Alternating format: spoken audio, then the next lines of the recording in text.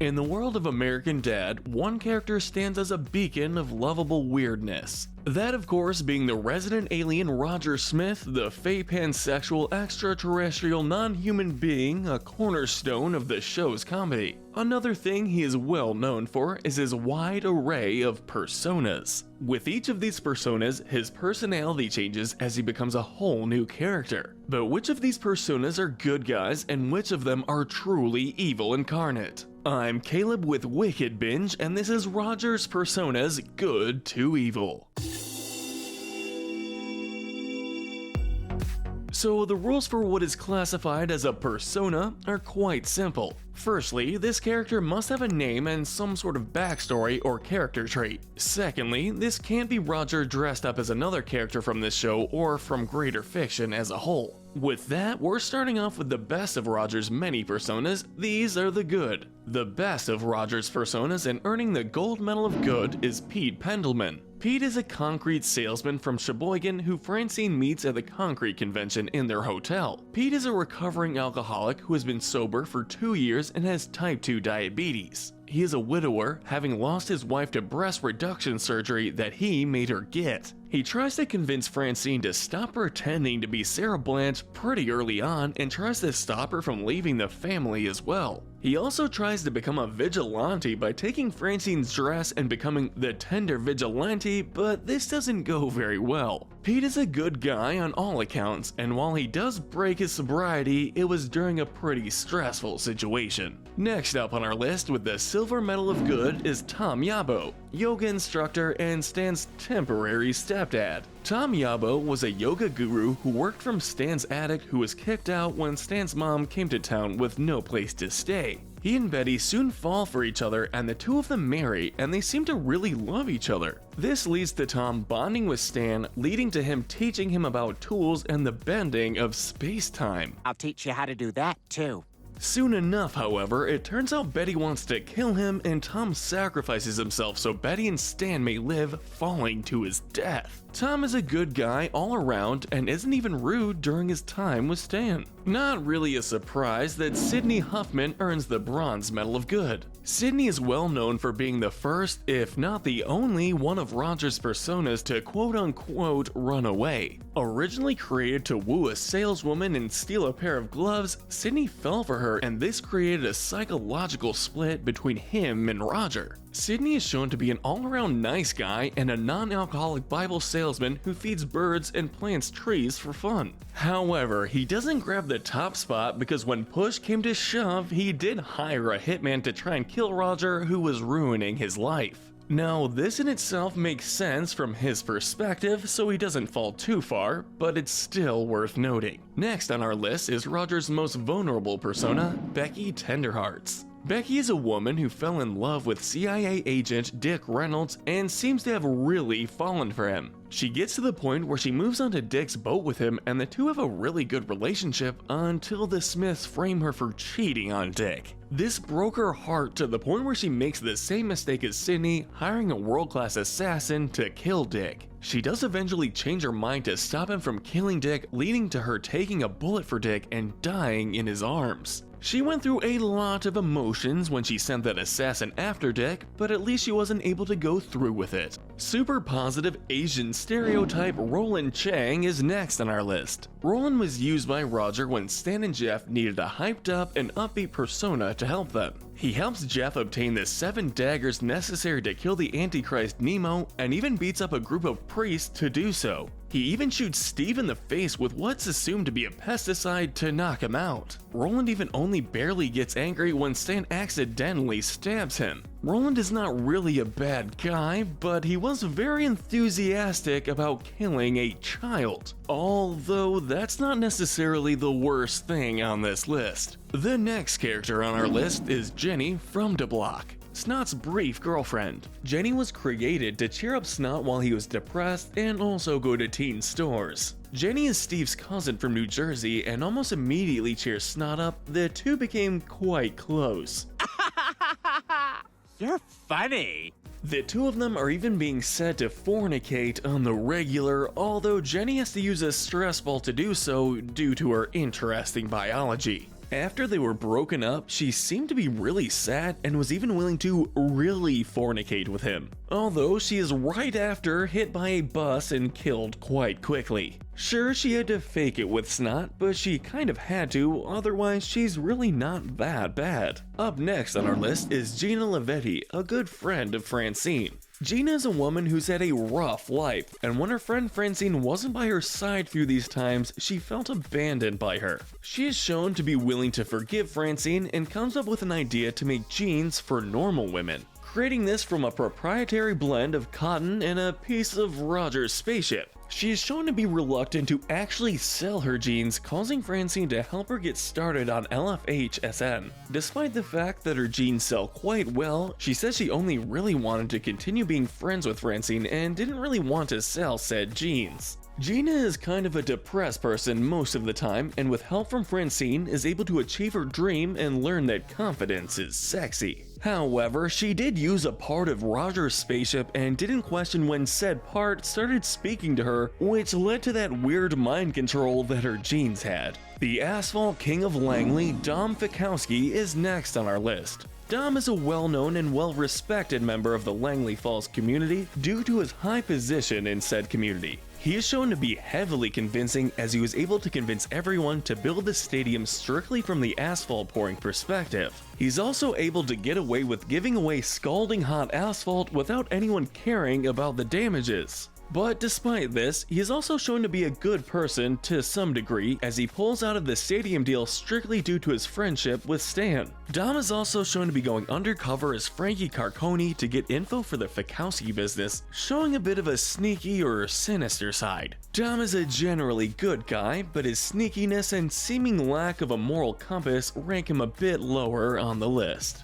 An older lady, Abigail Lemon Party, is the next persona on our list. Abigail is a widowed elder woman who goes on vacation alongside the Smiths, being the first vacation she's taken after her husband's death. Oh God, you're gonna be this old bag all vacation? She has been alive since the Great Depression and uses this to tell off Steve. She was not good at small talk, but somehow still met and hit it off with an older gentleman named Larry. She is then dumped by Larry and told to go away, which causes her to cry and run off. It isn't until the end of the episode when she spreads her dead husband's ashes that we see her again. It is also said that she knows what he did to their children and may have not said anything prior. Abigail is mostly just a sweet old lady with a possible dark secret. The next persona on our list is Dr. Raphael Penguin. Raphael, better known as Dr. Penguin, was a prison psychologist and therapist that is now the go-to Smith family psychologist. Penguin is the first to help Stan realize what is going on regarding the moon bounce in his first appearance and help Stan work through this.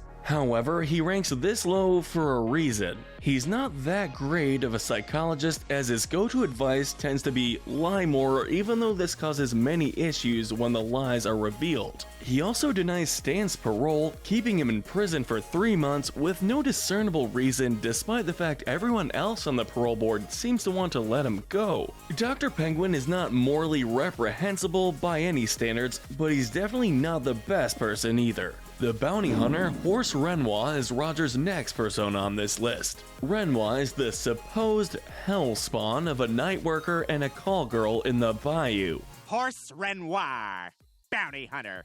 He is a pretty decent bounty hunter as he's able to initially track down and nearly kill Jeff and Stan in their car. Despite this, he's also incompetent as he falls for Henry Fisher's arthritis ploy, giving him his shotgun. He also burns down the Fisher barn, causing him and Stan to get high from the burning of marijuana on the farm. He's later forced to hold onto a bag of cat food so he doesn't float away, something he does as he exits the episode. Renoir was just doing his job, even if he wasn't very competent at it, but that job is still bounty hunting, which pulls him down ever so slightly. Rounding out the good section of our list is Sergeant Pepper, the ballsiest outhouse cleaner the Army has. A soldier in the military that is called to Iraq due to Klaus, Pepper is stationed as an outhouse cleaner. He is willing to do his job by hand, and it is said that he will kill anyone necessary. He had cleaned at least 873 toilets by the time he leaves, and may or may not have had that as a record. However, due to his time in the service, it is also said he does very little thinking and calls the Smith family maggots.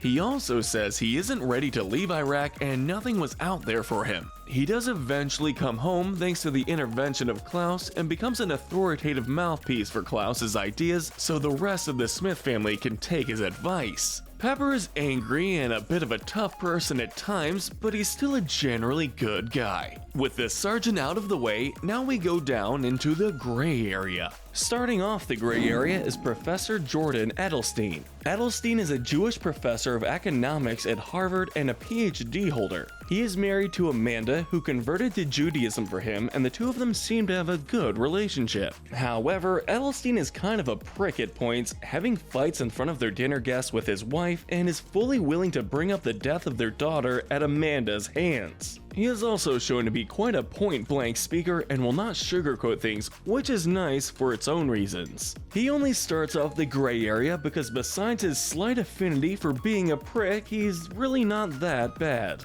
A similar prick on our list is Bing Cooper, who ranks next. Bing Cooper is a sexually active teenager and a well-known party animal who tries to help get Steve laid. Bing Cooper, sexually active high school senior.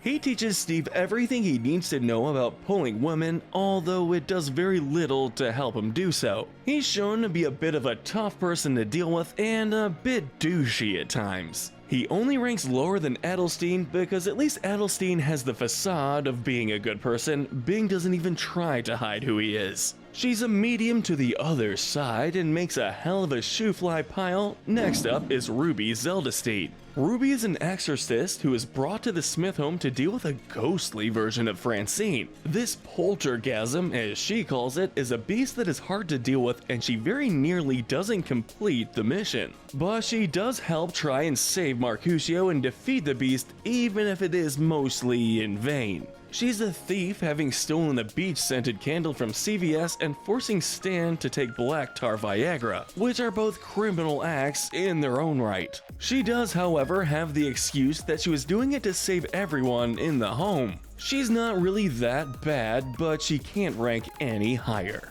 Everyone's favorite old man, Max Jets, is up next. Max Jets is a rich old man who was in prison for 6 years because of an unsaid crime. He was said to be a model prisoner because he basically slept for the majority of his time in prison due to Roger not being in prison. He is shown to be very rich and loves to shower the Smiths with his mass amount of money. He seems to be very generous with his money as well, as he likes to tip servers heavily. However, Max is also kind of a pervert, as he likes to go under Francine's dress or Steve's shirt to vote in elections. He is also slightly racist when he complains about a panda's thick accent and says China is taking over the world. He is also tuned into some sort of deep dark secret of Bill Gates, and that is the reason behind his constant flow of money. He does eventually die after getting with a gold digger and becoming more shrewd with his money. Max ranks this low because he's a convicted criminal and an old pervert, but it's not like he's murdered anyone, at least as far as we can tell. Up next on our list is Sweeps McCullough. Sweeps is a talent agent who picks Francine up and encourages her stand-up career, eventually even leading her to Hollywood so she can record her Fox show.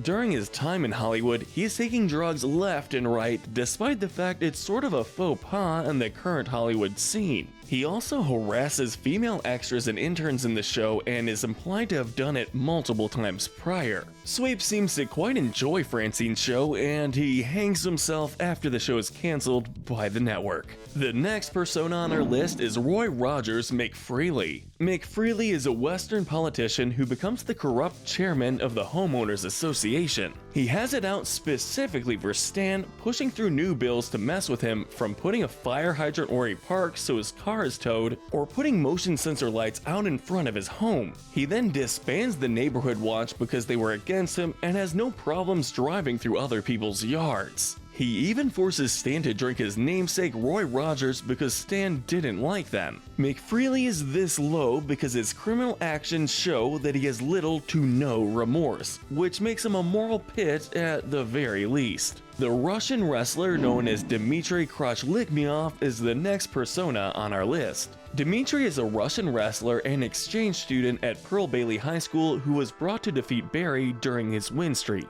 After defeating the immovable Force, he starts going after Stan's record, which leads to the two dueling. The two of them engage in a match for days, and eventually he defeats Stan, initially fighting dirty, even throwing his towel in Stan's face to blind him. He even breaks into Stan's museum and destroys most of the valuables and defaces them as well, and it turns out he was hired by Francine to destroy Stan's record. Dmitry is a bad guy and a criminal, but we've seen worse from both Roger and his personas. A short-lived persona in comparison, Krispy Kreme McDonald's is next. Krispy Kreme is a man who has no bones in his arms, making him a perfect drummer and joins Steve's band after the previous drummer is kicked out. He doesn't appear for very long, but he is one of the worst personas who doesn't actively commit a variety of criminal acts. He not only kicked Steve out of his own band because he didn't like the songs that Steve was writing, but he was also willing to give beer and adult material to underage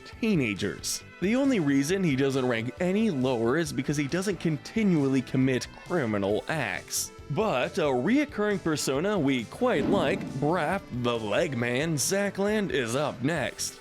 Braff is half of the detective duo Wheels and the Legman, where he is the titular Legman. Legman is the bad cop of their duo, and he argues with Wheels quite often. He is also a drug addict of some kind, and he takes plenty of them during their time trying to find Haley. He is described as a fake detective with real cases, and he has a notable weakness for any word with leg in it. He likes to spy on people from restaurant windows and is said to have a troubled past. He is also shown to be not the greatest person. He is usually the culprit in their cases and fake kidnaps Francine to get a book deal. But his worst action, while not criminal, is still pretty bad. I don't have time for this bit.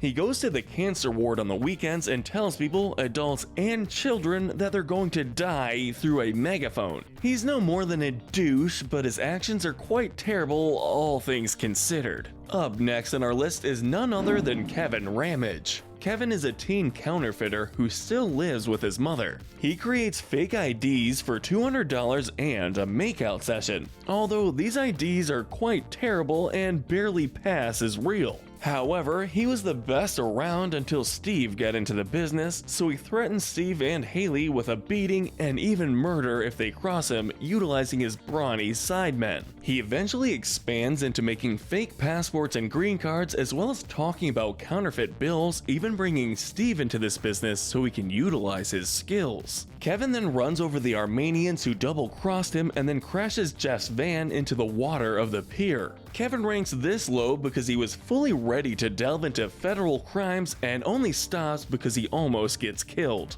The toughest clown of them all, H.G. Rimmons, is up next on our list. Rimmons is supposedly the most intense teacher in all of clowning and claims that 60% of the clowns will have killed themselves by the end of the semester. He says almost immediately that he was there to play mind games and emotionally abuse his students into becoming clowns. He pushes his students, especially Steve, to the limit, causing him to break his arm while climbing into the tiny clown car. However, he said he never thought Steve would be a good clown and was only using him to motivate Gumdrop. He is later brought up on charges of abusing his students and apparently won prior, but loses his clown teaching license. In the future, he returns as an It-style clown called Glad Hands, who is looking for revenge, but he gets stuck in a storm drain. Rimmons definitely deserves his spot on our list, especially right here. The only persona Stan can't see through, Mr. Spartacus Vanderhill, rounds out our gray area.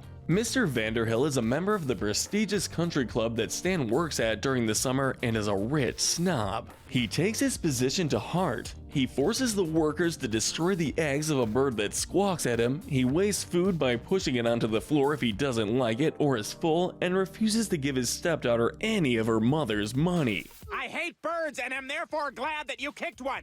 He is also responsible for stuffing a swan into his caddy's golf bag, which tore off his caddy's scrotum and carried it miles away, possibly even killing his caddy. He is also a gold digger who married a woman months away from death for her money and has no qualms taking away any and all rights from his workers if necessary. He even pays Stan to lose the game and take away employee swim, even refusing to give it back by the end of the episode. Vanderhill is nothing more than a rich person who loves toying with those under him. He is definitely one of the worst non-criminal personas.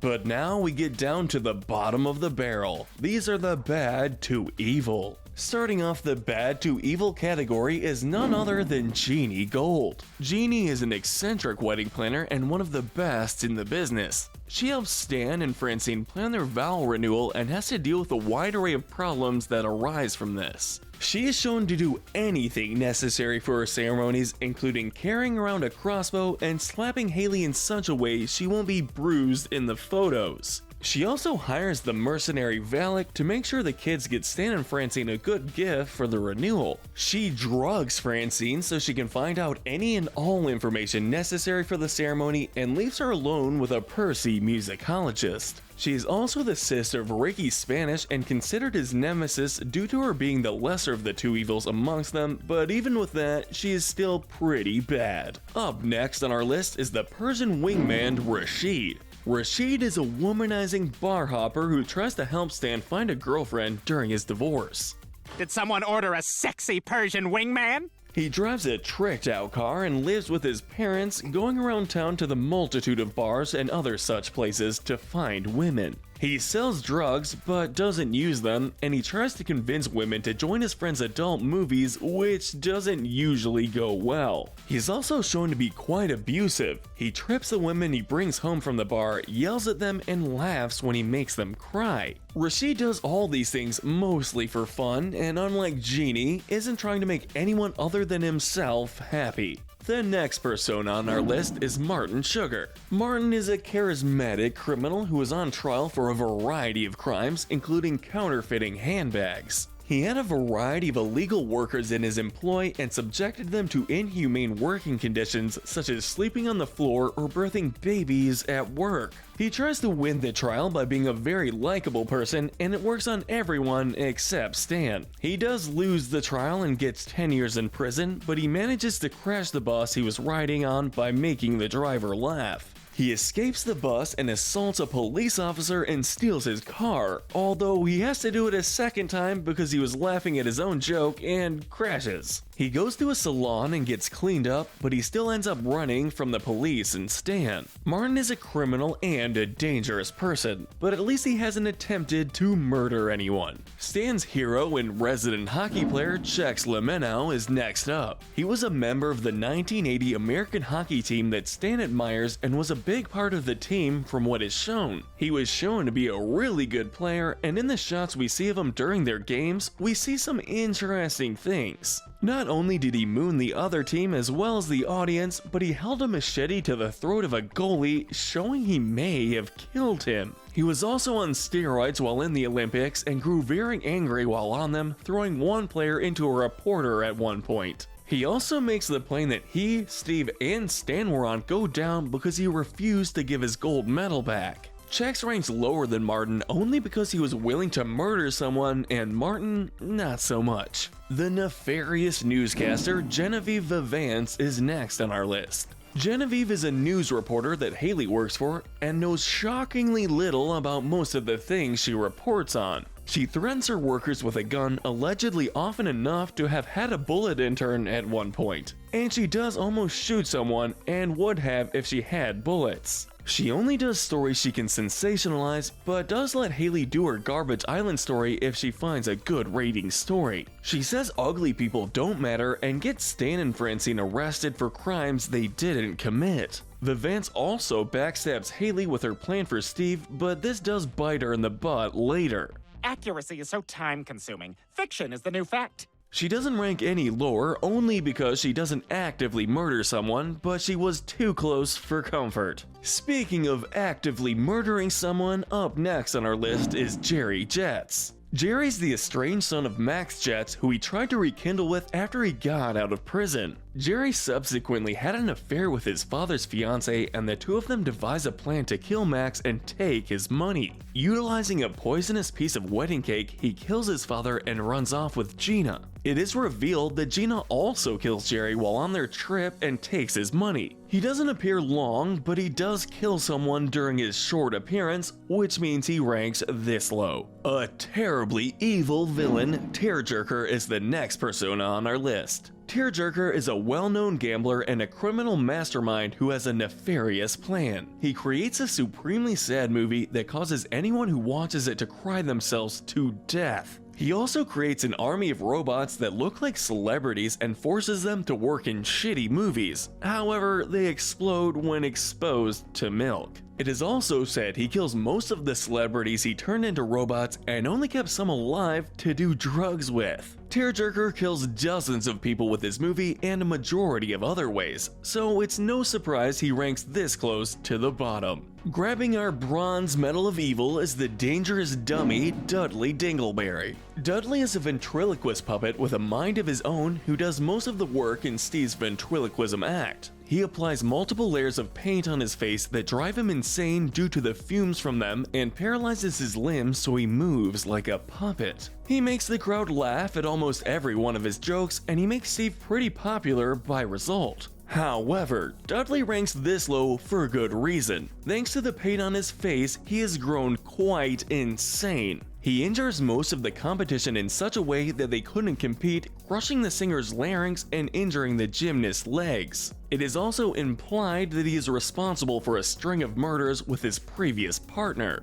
The only reason he grabs only bronze is simply because he grows insane because of the face paint, and he doesn't seem to remember anything after the face paint is washed off. Up next with the silver medal of evil is Valak. Valak is a sadomasochistic criminal who works for Jeannie Gold, specifically hired to force Steve and Haley to get a good gift for the ceremony. He seems to feel little to no pain as he is willing to cut open his tongue and spit blood at the two of them to threaten them. He slashes Steve across the chest and seems willing to kill them, but is stopped by Jeannie Gold. He will even hunt the two of them down to Mexico when they think they're safe. He ranks lower than Dudley because he is fully conscious of all of his actions. To no one's surprise, the gold medal of evil goes to Ricky Spanish. Ricky Spanish is canonically Roger's most nefarious and evil persona, so much so that his evil personality infects even the costume. He is a psychotic criminal with no morals, as well as the brother of wedding planner Jeannie Gold. He kills Bullock's wife, has more than half of the town despise him, and he is said to be an unrepentant, immoral, and sociopathic criminal. Ricky Spanish betrays, backstabs, and brutalizes everyone around him, including Steve, who is trying to help him become better, letting Steve take the fall for the crimes he committed. Ricky Spanish grabs the gold, kneecaps the competition, and laps them repeatedly. But don't worry, we do have a few extra medals to hand out to these personas. The Darwin medal goes to Roland Chang, whose hyper-positive personality makes him kind of airheaded at times. Earning the Pride medal is Mr. Spartacus Vanderhill, who is so smug because of his status as a rich man with a membership, he'll even throw food on the floor for fun.